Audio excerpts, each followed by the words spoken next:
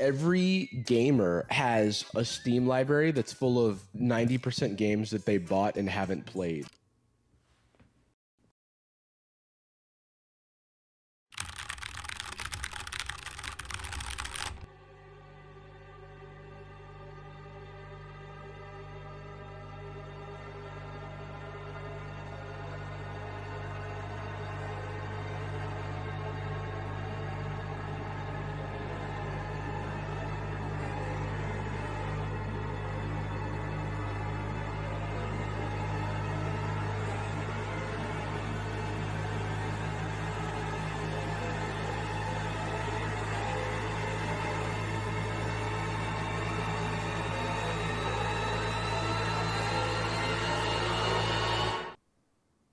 Better late than never.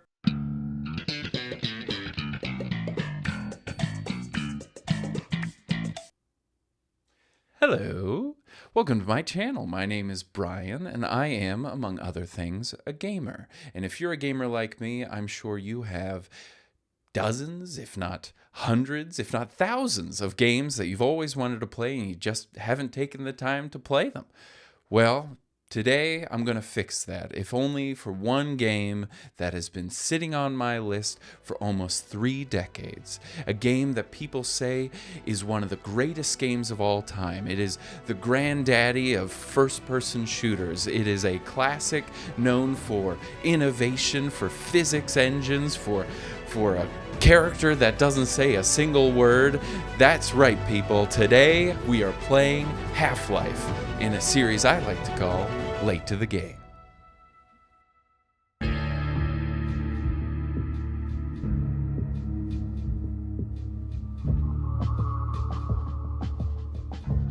Now, before we jump into the game, I want to give a bit of context. The year was 1996. Michael Jordan and the Chicago Bulls have won their 4th championship. The Macarena is tearing up the charts. Will Smith has just welcomed aliens to Earth, and 2 former Microsoft employees have created the brand new video game developer, Valve.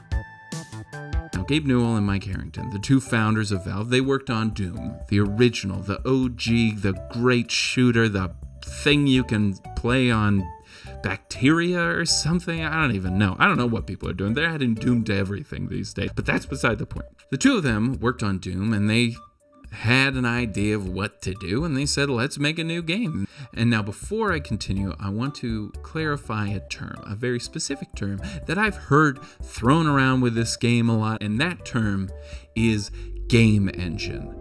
To put it simply, a game engine is the framework that allows for a game to be built and played.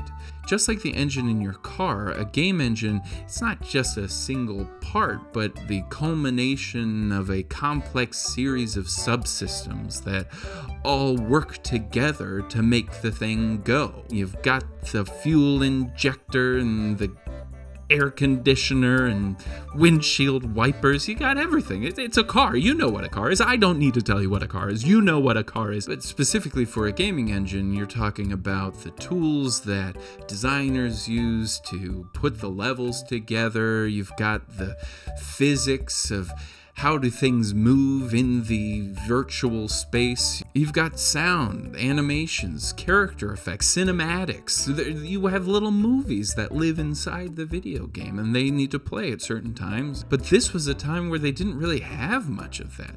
And so instead of using the engine that they've known for 10 years, they called up a friend of theirs who worked on Quake and said, hey, we're making a new game. Any chance we could borrow your gaming engine? And he was like, yeah, dude, here you go. And literally, they left the meeting with their friend before any contract was signed, before any deals were made. They left with the game engine from Quake. Because we were Michael's friends, we walked away with the source code to Quake that day. We had no contract yet. We had kind of an idea of what it could be, and they just gave us a CD, and we had kind of the crown jewels of it, and that, game on. So they take the Quake engine, they put a little fairy dust on it, and they created the Gold Cirque. The Gold Cirque. Gold Cirque and Source. Gold Source. That is how you're supposed to say it. That is what they meant. So with their new Gold Source game engine, they were able to do some things that no one had ever done before. They could have characters talk and the mouths move along with it, which, today is not that impressive. But at the time, it was like, holy crap, this thing's working, which is, impressive. Now, in a lot of ways, Half-Life was inspired by Quake, and you can see it. If you've ever played Quake, you can see the inspo. But they were also inspired by Stephen King's The Mist, which is spooky, but like normal people and monsters coming out of nowhere, and this very specific 1968 episode of The Outer Limits. Polarity. Reverse.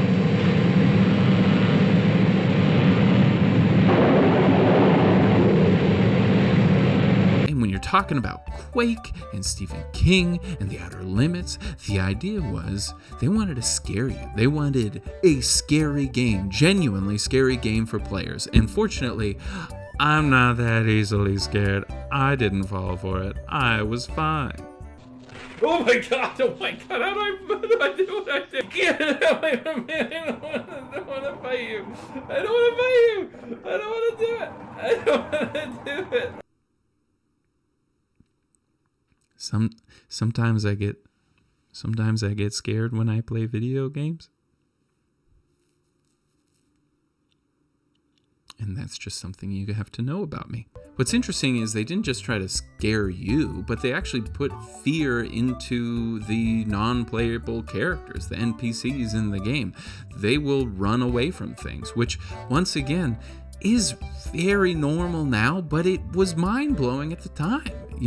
They're actually trying to move in a pack. They're pincering you. It was a genuinely challenging game, which is very cool for a game that old. But if you take all of these groundbreaking elements and you just shove them into a single game and wherever they fit together, you're not going to get a very fun game. And unfortunately, that's what happened to them. Originally, they gave themselves a year to make a game, and they broke up into different designers and tried to, some were making alien levels, some were making office levels, and they put it all together, and it was terrible. We were getting into the 3 months before supposedly shipping in '97, and it's like, this isn't gelling. This is really not good. This is like, quick knockoff, cash grab, stupid, and let's not do that. There was a lot of disconnect between what all of the different groups were doing, what engineering was doing and what level design was doing and what animation was doing. We had a bunch of monsters that had no plans to get in the game because nobody else was assigned to work on them, and we had a bunch of levels that like, what's supposed to go in here? Oh, I don't know, everybody's gonna do a bunch of stuff, and like, no, that doesn't work that way.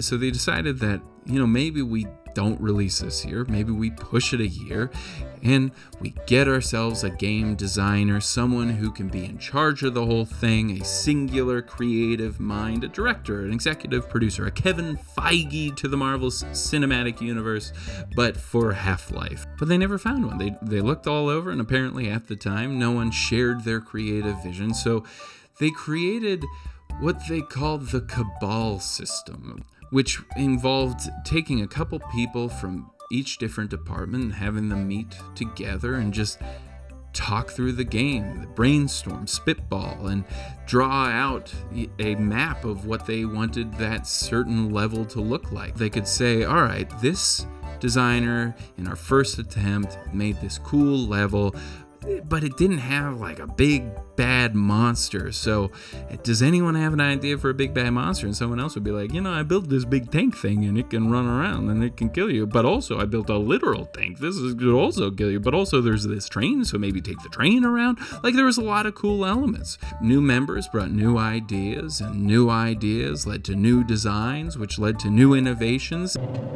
Kelly tells me, oh God, Chuck Jones asked him if the characters could speak and have their mouths move. And Kelly said, that's super easy. I could just look at the audio and see if they're talking and do that. But like, getting their mouth to move is stupid, he says. to me, and I look, Chuck Jones told me the same thing. I told him making the mouths move was super trivially easy, but knowing when they're talking and knowing how to follow the envelope of the speech would be impossible. And Kelly and I just both looked at each other and like, oh. And so I went back to my office and he went back to his office. And I think within an hour, the characters were talking and their mouths were moving. And it was only because we sat there at lunch bitching about an animator who was 100% right. Why are you leaving me here? What's crazy about this is they worked on a game for a year that was no good, and then they worked on a game that was good, that ended up being good, that ended up being one of the all-time greats, but that only took another year. The Cabal system alone took like 7 months, and then they had 3 months to work on it until they could play test it, which is crazy. Bit of a timeline crunch for it as well. Yeah, it was the end of the game. Yeah. I wanted to cut stuff out, and they're like, no, leave it in. I'm Right. like, yeah, but I don't have any support for this. There's a lot of stuff, especially in Zen, where you're getting close to a first draft of some things, right? Because we just didn't have time, and we got to the end of the game, and so we considered not going to Zen, but the art concepts people did were so cool. And with that, I am ready to play the game. Now, fair warning, this part will have spoilers. The game opens on a train ride that gives you a scenic tour of Black Mesa, a remote government facility hidden underground in the New Mexico desert. The kind of shadowy government facility full of soldiers and scientists where the work is mysterious and important. The work is mysterious and important. You play as the perpetually silent protagonist, Gordon Freeman, a 27-year-old research associate with a PhD in theoretical physics from MIT who is late for work in the Anomalous Materials Laboratory, whatever that means. Morning, Mr. Freeman. Looks like you're running late. Anyway, everyone is telling you need to grab your suit and go to the testing chamber, so you head to the locker room and suit up. Apparently, you're going to be exposed to a lot of radiation, which may be hard to believe after riding an open train through rooms with pools of glowing green toxic waste. But first, breakfast. My God, what are you doing? Once you got your suit, you head to the test chamber where you experience a lethal science accident. Where am I supposed to go? What do you want me to do?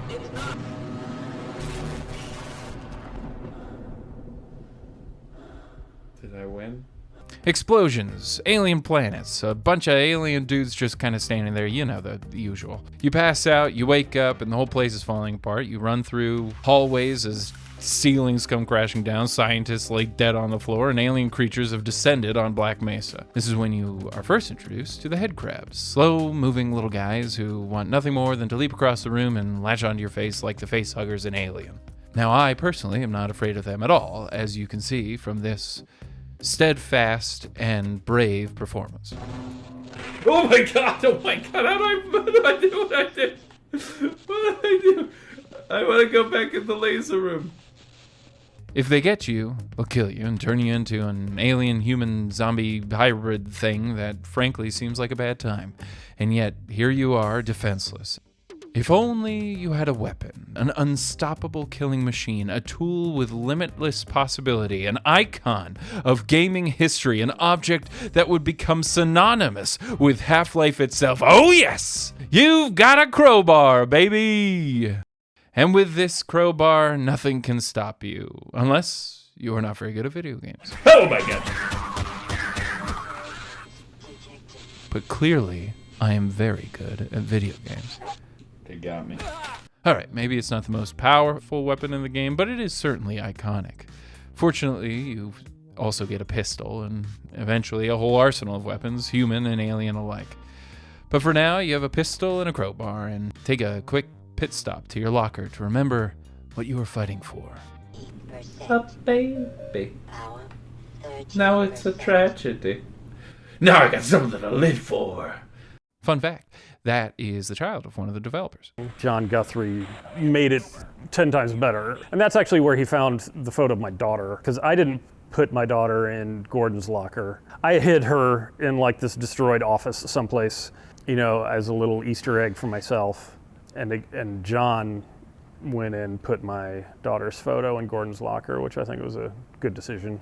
Now that you have a reason not to be killed and turned into an alien scientist zombie man, you head to the train you arrived on, but wouldn't you know it, the train is down. With no other choice, you head deeper into Black Mesa to find another route to the surface.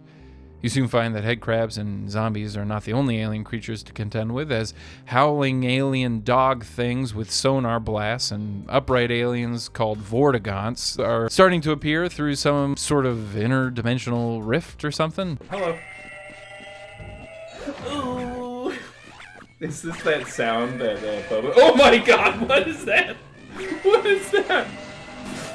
Deeper and deeper you go, through pipes, down elevators, crossing sewage, dealing with these barnacles that hang from the ceiling with tongues that will grab you and pull you up to instant death.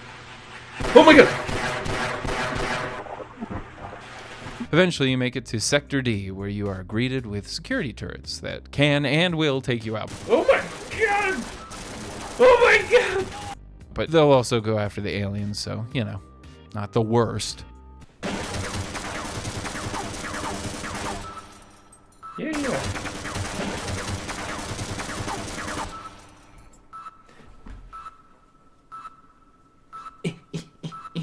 More offices, more hallways, more aliens, a scientist falling into the abyss. Didn't save him. But never fear, reinforcements are here. The soldiers have arrived, but in a surprising twist, they are not here to help you. They want to take you out. They want to take you out along with every scientist that survived. Not the scientist! Not the unnamed scientist! So now, on top of the many aliens trying to kill you, you've got to deal with some sort of special forces unit hell-bent on getting rid of any witnesses. And these guys are good. Like, really good. Like, almost too good. These fights are hard. Man, their aim is excellent for NPCs. And not only do you have the soldiers, but as you arrive at the surface for the first time, you find that they also have aircraft that could take you out in a second. And they're dropping bombs all over the facility. Not fair. So just as you breathe fresh air for the first time, you're forced right back into the facility to find another way out. And you do your best John McClane impression as you work your way through some air ducts. Come out to the coast, we'll get together, have a few laughs. After sneaking your way past the guards, you are informed that the only way to get out of the facility is to find the science team in the Lambda complex. The good news is, there's a shortcut to the Lambda team through the rocket launch blast pit. The bad news is, the blast pit is the new home to a massive tentacled beast that can kill you instantly if you make even the slightest noise. Oh my god. Oh my god. No! But there is a simple solution to the problem, and it's in the name. If you launch the rocket, it will blast the pit, and tentacles will be fried by the rocket boosters. All you have to do is turn on the oxygen and the fuel pumps, which is easier said than done. Especially when tentacles kills you constantly. No! He found me. Immediately got. Oh god, he heard me! Oh, and he got me. Oh, and he got me. And he got me. But after a lengthy journey through alien-infested hallways and countless deaths from falls and tentacle claws and forgotten barnacles, you finally get to push the big red button and turn tentacles into alien calamari. Oh my god! Oh my god! Oh my god! Yeah! Suck on that!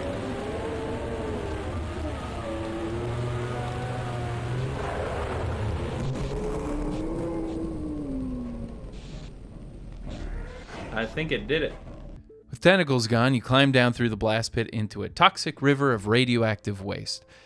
The way through is a simple path of tubes that are so easy to follow, I definitely didn't spend way too long swimming circles in the toxic waste, eventually having to ask chat for the way out. Oh! What's that? And once you leisurely make your way through the radiation poisoning, you are introduced to your newest massive alien friend, Gargantua, a RoboCop-looking beast with fire fists. I'm just gonna go. No. Oh my god, that's the wrong way. Ah! Gargantua is blocking your next route, a train that needs to be powered on, and just a quick trip through a military bunker, some switches flipped, and the train is up and running. Now here's where you're supposed to kill Gargantua, but I chose instead to simply lead him down a dead end where I guess he just wasn't smart enough to turn around. Yeah. Oh my god! Let me out! Ah!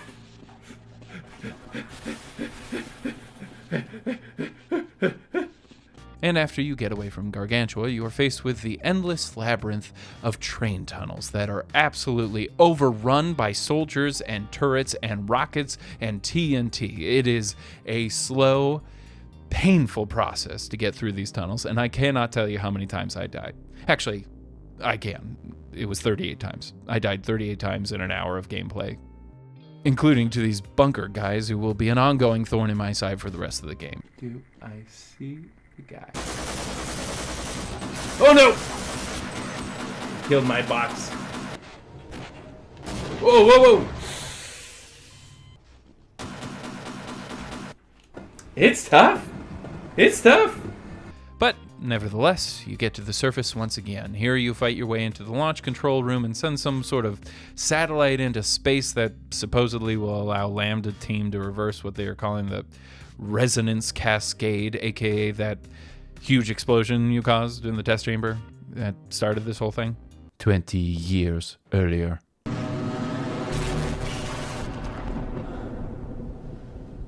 Once launched, back you go into the facility where you take a quick dip and try your hand at feeding the fish. Hello. Oh, that's cute. With the aid of the newly acquired tranquilizer crossbow, you make your way through the Black Mesa water feature to some sort of shipping area where out of nowhere, a Black Ops team of high-heeled, back-flipping ninjas tap shoe all around you in one of the more bizarre military attacks in this game. I hear you. Oh my god! What? Oh my god! What am I fighting? What are you? Ah! Ninjas! We've got full-blown ninjas. No, they're so fast. What is happening? Their feet. Oh my god! I got you.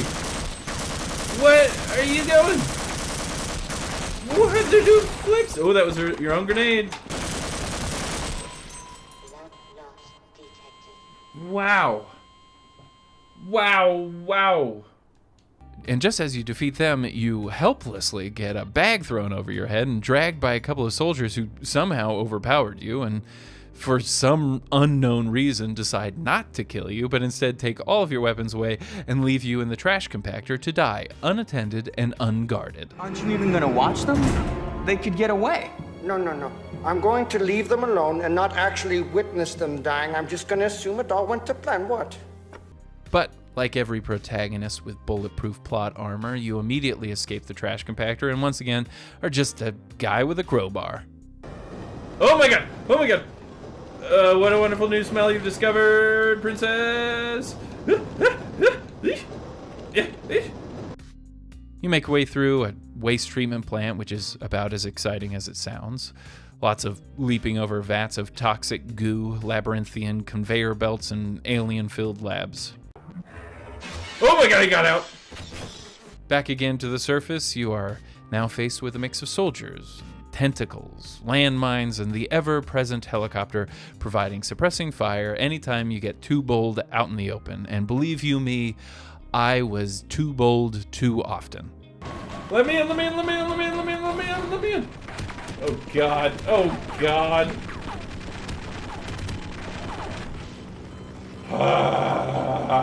You find an escape hatch, get it open, and crawl out of the cliff face overlooking the massive desert below and one of the more memorable vistas in the whole game. The tight walkway over the massive drop forces you to slowly fight your way through a handful of soldiers until you find a rocket launcher and begin an epic cinematic battle with the attack helicopter, finally exacting your revenge and gaining the well-deserved and hard-fought satisfaction of destroying the nuisance that has been constantly attacking you the entire time you've been on the surface. Is what I would say if my game hadn't glitched and I unknowingly missed out on the helicopter fight entirely, only to be told about its existence after I quietly climbed my way up the mountain without incident. Oh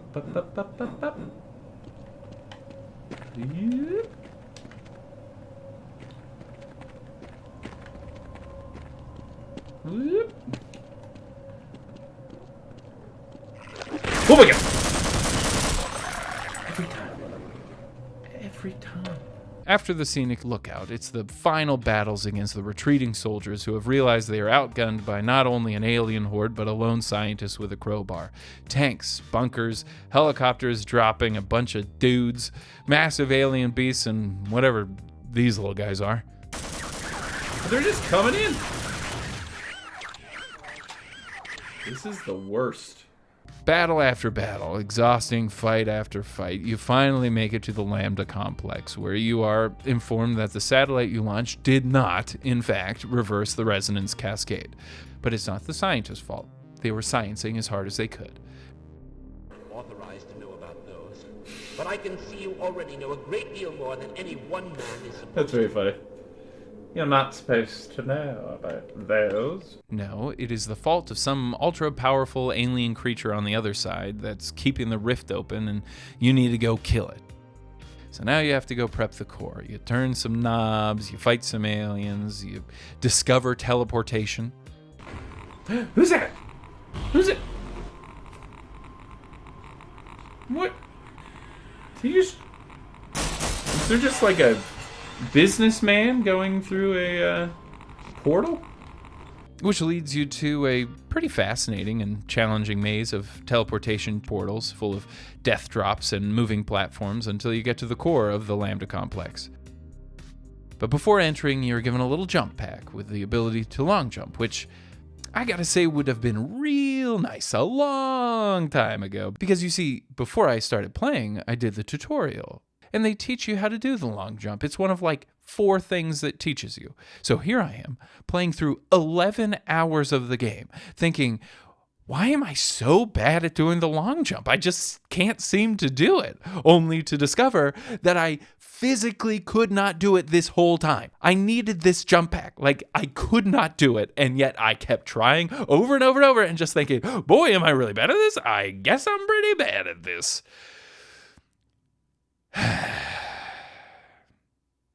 With long jump finally in hand, you enter the core, boot the thing up, more electricity, and these little annoying flying guys start showing up. So you leap into the portal and vanish,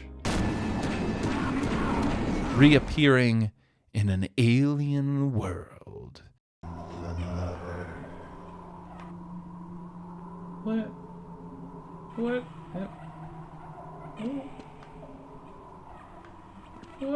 What is this? And this is where the game changes. Gone are the Area 51 vibes, the liminal space hallways, complex interactions with human and alien forces, scientists telling you where to go, a plan, and solving puzzles. All that is gone. From here on out, it's all alien all the time, and frankly, a bit less interesting because of it. That being said, the first major alien beast you run into is the mighty Gonarch, which looks like, well, you know, let's just go ahead and let's blur that out. Yeah, there you go. That's better. Whoa! What's it shooting me with? It's very important I know what it's shooting me with. Anyway, the Gonarch, or as the developers called her, Big Mama, is a good challenge. Scary and powerful. She's got spider vibes in a webbed lair with tiny little Gonarch babies that climb all over you. It's a pretty satisfying fight. Once she's defeated, it's platforming time. In a game, it becomes a bit more of a 3D Mario level, only with the worst, most painful, low-gravity physics mechanics imaginable. You'll fall to your death over and over and over trying to get to a floating teleport that's just out of reach. And once you get to the teleport, you have to fight your way through level after level of some sort of alien cloning factory where those annoying floaty guys are back, and you are just as likely to fall to your death due to a poorly timed jump as you are from being overwhelmed by a squad of powerful aliens. No.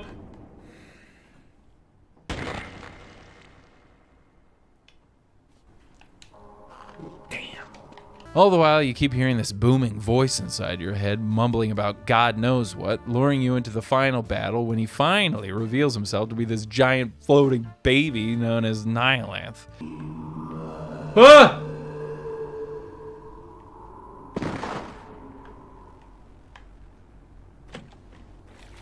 Well, how am I supposed to kill this? I don't have the weapons for this.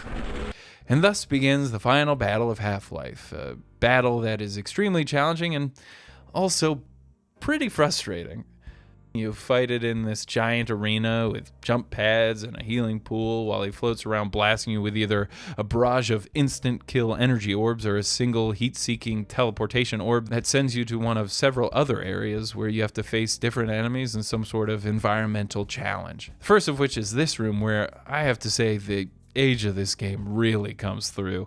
In a game that has been so good about textures and visuals, at the last minute you have to deal with this low gravity room with sloping walls and thin walkways all covered in the same horrible texture that makes spotting the edges extremely difficult. Made me feel like I was Indiana Jones taking the leap from the lion's head. Second is a room you actually visit twice. The first time with only light enemies, the second time with a big beefy boy and a sea monster thrown in for funsies. Oh, whoa, whoa, whoa, whoa, whoa, whoa, no! Oh my God. But the worst part for me was after I had fought my way through the rooms and unloaded every weapon I had on the Nihilanth, his head opens up and I just could not, for the life of me, figure out how to finish him off. Like, I knew I had to shoot the orb in his brain or whatever, but I just could not get myself above it. You can't shoot it from below. You have to get above. They got the jump pads. It's one of those options, but the physics of it. In fact, I took so long the first try, he seems to have timed out. He just pops out of existence and then pops back in as I am instant killed. The second time, I actually succeeded in killing him, but I didn't even shoot the orb. I just struggled to get above him onto this platform, and as I'm barely missing it, I turn around and he's just kind of exploding. What is that?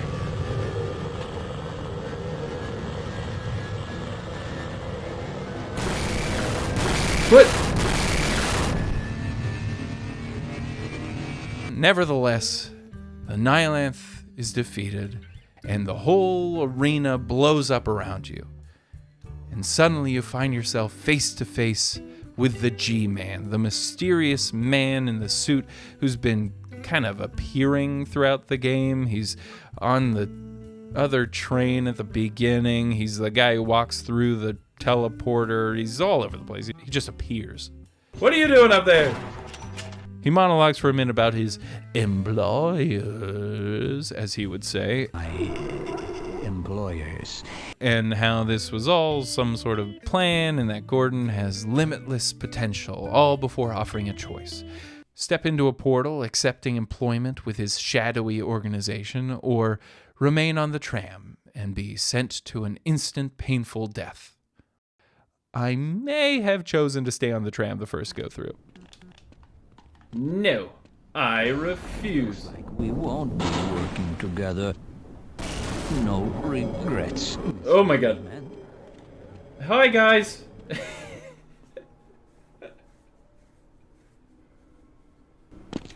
I did decline the offer of employment.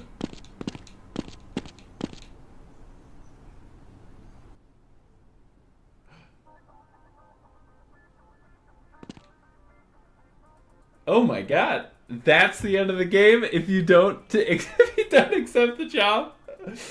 Oh, that's funny.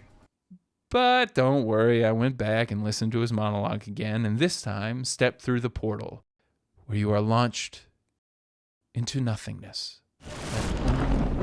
Wisely done, Mr. Freeman. I will see you up ahead.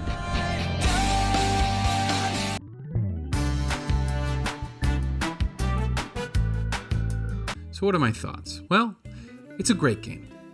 Do I see why people have always said it's one of the all-time greats? Yes, of course I do. I see why. It's groundbreaking. It's clearly groundbreaking. A lot of the stuff that the AI is able to do, that the level design and the storytelling are able to achieve, you wouldn't see for a number of years, or if you did, it was few and far between, which I appreciate that. Was it fun? Absolutely. I enjoyed the gameplay. I thought it was very challenging. A lot of older games I find are actually too difficult to enjoy. They are a leftover of the coin-based arcade model where the game designer is incentivized to make it as hard as possible and exponentially so that you have to stay in the game by paying your money. It's a business decision more than anything, but by the 90s, you wouldn't have to pay with a quarter, so why make a game punishingly difficult? I appreciate that this game at that time was not so difficult that it's not enjoyable. Hey, it's editing Brian from the future. I know I said it wasn't too difficult, but going back through my footage, I died 236 times in 13 hours of gameplay. That is that's a lot of times. It's a pretty punishing game. Just wanted to say it. Bye! There are definitely things in the game that I don't think aged as well, particularly the last third of the game, which kind of leaves the entire vibe of everything else leading up to it, I find is a little, run of the mill. I don't think it's that great. And I would imagine that the game designers feel much the same way. I saw one of them say that, some of those last elements were leftovers from the first design of the game, and part of it is also the crunch because they were under such a short turnaround that at one point they had to just throw stuff in. I actually really appreciate one of the designers said something I think about all the time, which is he said, this game is a cultural touchstone. There's so many fans who played it over and over for all these years. There's theories about everything. There's been books written about it. There are future games, but at the time when they were making it, some of the stuff was just like, oh man, we need something. We need a monster in this scene. I don't have time to design anything new, but I did design this thing for a whole other concept that we threw away. Let's just toss it in. And people would come up to him on the street and be like, what? So why was that alien there? That's so strange. Like, why did the Black Mesa facility keep it there? And he had to just be like, I don't remember. That was like 4 hours of my day in a chaotic moment in my career, which I appreciate. One of the things I would really say the game is in need of is more music. There's a lot of silence. There's a lot of sounds of your feet walking or banging on the air ducts as you walk through it. There were like 5 moments where music started playing and I was like, all right, here we go, and then the music just stopped. And then you had to fight in silence. The voice acting was very funny. It made me laugh, but I think it was still good. It was emotive at a time where you weren't getting a lot of that. You were just getting a lot of in video games. And so I appreciate that they were like, we're going to have some performances and we're going to make some choices. I also give them the fact that it's the same 4 faces over and over through the game, but that's fine. The aliens are great. For the most part. There are some ones that I'm not too big of a fan of. There's some that would scare the heck out of me and some that were just annoying. But a lot of them were just very challenging. I loved the soldiers. I thought the soldiers and their AI, and they could flank me, they were extremely difficult.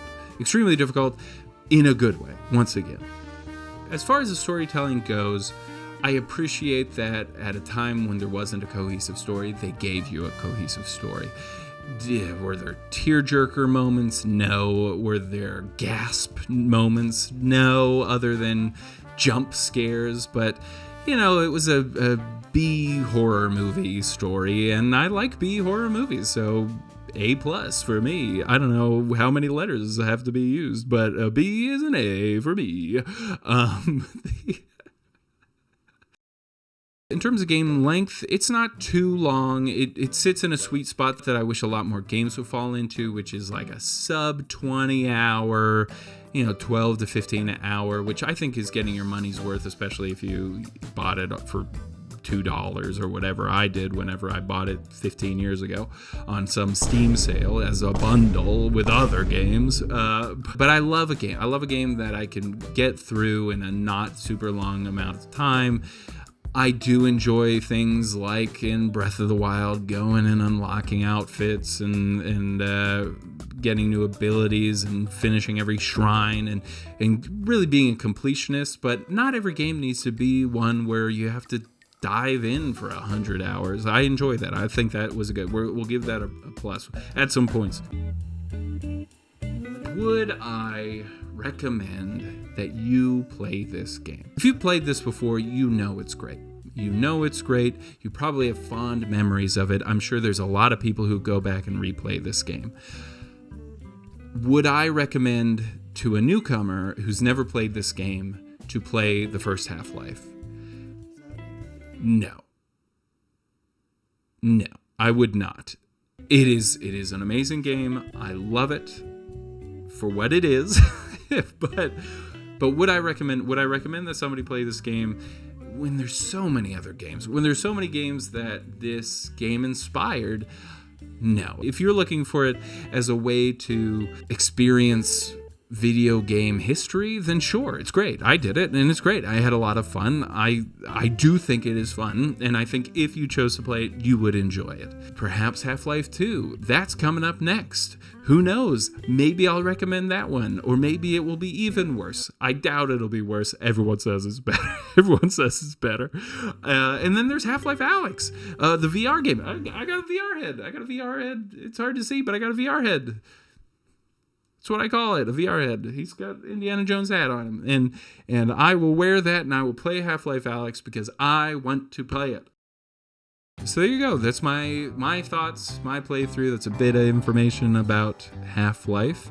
If you enjoyed this video, I hope that you join me in my Twitch where I play through these games. I would really love it if you gave me a like and a subscribe and turn on the bell and do whatever else that comes with the YouTube thing. And let me know if there are any games that you want me to play. And also let me know if you completely disagree. If you think Half-Life was terrible, it was always terrible, and no one should ever have played it ever, let me know in the comments. Or if you think it's the best game ever, and it hasn't aged a day, then let me know that too. It's just my opinion. I'm just a guy on the internet. But I hope that you join me in the future. I hope you come back for my next video. I appreciate so much that you came here and stuck through to the end. And I will catch you on the next one.